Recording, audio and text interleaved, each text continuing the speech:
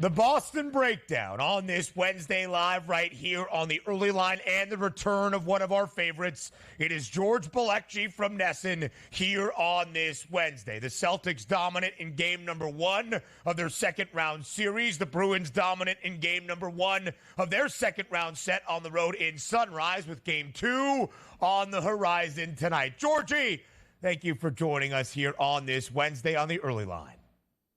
Boys, great to be with you. Donnie, first time I'm on the show with you, but love to do this Boston breakdown, coming live from the oldest neighborhood in Boston, Charlestown. 100% part of Boston, by the way, for anyone that wants to say otherwise. George, a native of New Jersey. Donnie, of course, spent some time in George's hometown as a great slot wide receiver back a little bit ago during his college days. The two have bonded. It's like a family reunion here on TEL. George's first appearance on the early line, though, hasn't been on the SportsGrid network since the days of the morning after, but he's here now on TEL. All right, let's dive into the Boston breakdown. The Celtics, George, a 12.5-point favorite for game number 1 last night against Cleveland, and Boston makes good on that number, winning by 25, 120-95. All 5 playoff wins now for Boston this postseason by at least 14 points, and they have covered as a double-digit favorite. How do you describe the Celtics' dominance to start off this postseason set against Cleveland? Dominant, like you just said it. I mean, every time they've won, they've just run the other team off the floor. And think about the one loss they've suffered this postseason. That was with the Miami Heat shooting a historic clip from outside, 53%, which was a franchise record and something they didn't even come close to touching anytime from that point on. I'm talking they were sub 20, sub 30% from that point on when the Celtics took perimeter defense seriously. Yeah, Donovan Mitchell got his 33, but no one really could fill it in otherwise. And with Jared Allen out in game 1 of this series, I saw him out in game 7 against the Magic. To me, that was a red flag, and that's why I like laying the points here with the Celtics. 12.5 is a lot, but guys, it's been simple for me, and I'm going back to the regular season on how I bet the Boston Celtics. If their opponent was top 10, both ends of the floor, I'm fine with taking the points. But with the Cavaliers, good defensive team, middle of the pack offensively. If they can't get those buckets to fill it out and keep up with the Celtics offense, they're going to suffer. And think about it like this too. Jaylen Brown's been their best player this postseason. Derek White's been their second best. Jason Tatum has not been good at all. 40% from the floor, 29% from 3 in the first round series. 0 from deep in that game 1. His shot's not there. He's getting it done rebounding, assists. That's fine. But this team hasn't been firing on all cylinders yet. You can say, yeah, well, Cleveland should respond in game 2. But this Boston team is in a completely different league, man. Cleveland is not even in their stratosphere. I don't see Boston really getting challenged until they get to the finals. It's a great point you bring up here, George, because I love the fact that you're, embedded on location here. The reason I say that is, how's the vibes in the city? Is it, look, we expect to win these games. We expect to win these rounds. We're not waiting to get excited until the NBA Finals, because it's one thing to look at the Celtics, who we know is the favorite basically all season long. They've lived up to it here in the playoffs, but getting the Miami Heat, we expected a quick series. Getting Cleveland, we expect a quick series, and who knows if it's the New York Knicks. So how are the fans feeling right now? Is it we're waiting to get really excited in the finals, or no, they're on board right now enjoying the ride?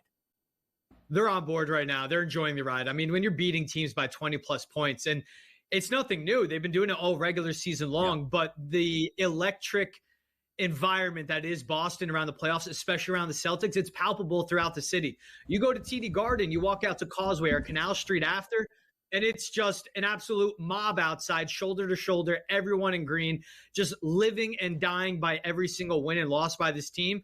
They're just happy that it's more wins than losses. And they just know that everything, because they came up short in 2022, Game 6, lose to the Warriors. Came up short last year, Jason Tatum ankle in Game 7 against the Heat, decided that game. They know that this front office and Brad Stevens went all in on this roster, is going all in on this core by bringing in Drew Holiday, by bringing in Kristaps Porzingis. Now they're waiting with bated breath to get KP back, hopefully for the ECF for finals. But regardless, they know that it's now or never with the current construct of this roster. So even if they're winning by 25 points or they're winning by 2 points, which hasn't happened, by the way, in this postseason, but even if they're winning marginally and even if they're losing, they're loving every step of this ride. And that's the level of success and the ceiling the Celtics will be judged by. Not just winning the Eastern Conference Championship, but winning an NBA Finals. And right now, the Boston Celtics, an odds-on favorite to do that at -120, into minus money, that odds-on category for the first time. George, before we go further and we get to the Boston Bruins in Game 2 tonight, let's talk about the series against Cleveland. The odds makers expect this to be done rather quickly, maybe as short as 4 games. What is your series prediction for the remainder of the way against the Cavs? With no Jared Allen, it's tough for me to say anything different than Celtics in 5. Now, if it was Jared Allen, I'd maybe say 6. To predict a sweep is tough because, like I said, Donovan Mitchell scored 33 points. Him and Darius Garland will combine, and they will steal a game from this team. We've seen it from the Celtics. At a certain point, they lull. Maybe it's Game 2 at home, getting comfortable against a bad Cavs team.